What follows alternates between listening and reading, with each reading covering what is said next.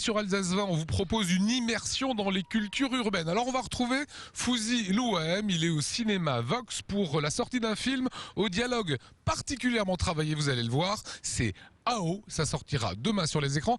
Alors Fouzi, ça se passe comment ?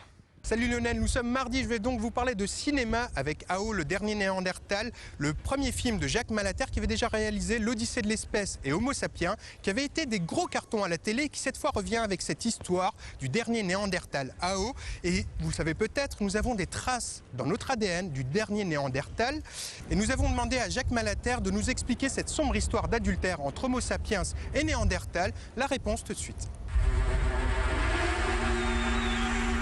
Je suis AO. Je vis là où les grands froids sont éternels.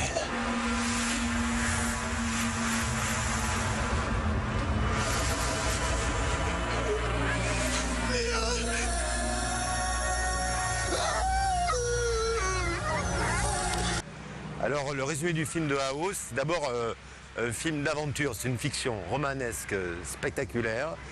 AO se trouve en Sibérie, au nord de cette Europe vieille il y a 30 000 ans.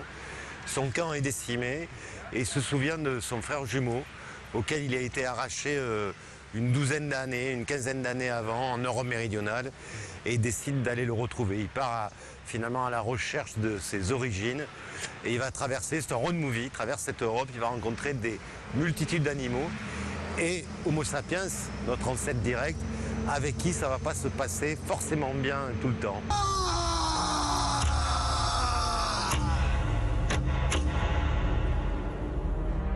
Je veux retourner là où je suis né.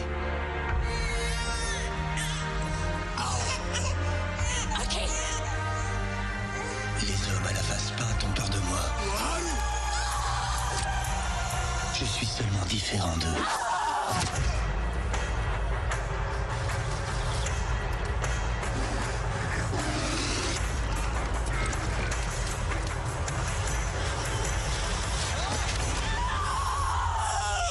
Alors, faire un film sur la préhistoire, c'est en fait débarrasser notre personnage de fiction de tout le tissu social. Effectivement, il est plus ouvrier, il est plus flic, il est plus médecin, il est plus instruction, il est tout simplement homme, confronté, je dirais quelque part, au même problème que ce qu'on a aujourd'hui. Mais après, il faut structurer l'écriture du film, puisque bien sûr, ça va se faire dans un langage qu'on ne comprendra pas.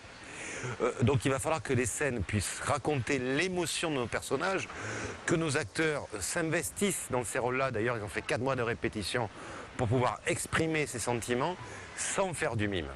Donc tout ça, c'est un énorme travail, c'est une autre manière de penser.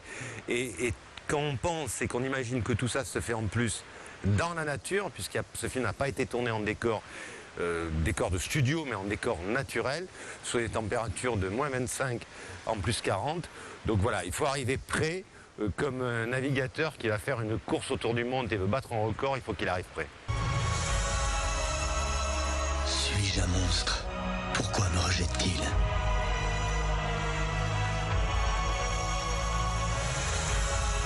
Je suis la nature, les animaux me guident et la terre me parle. Petite homme, que la nature te donne la force de créer la vie.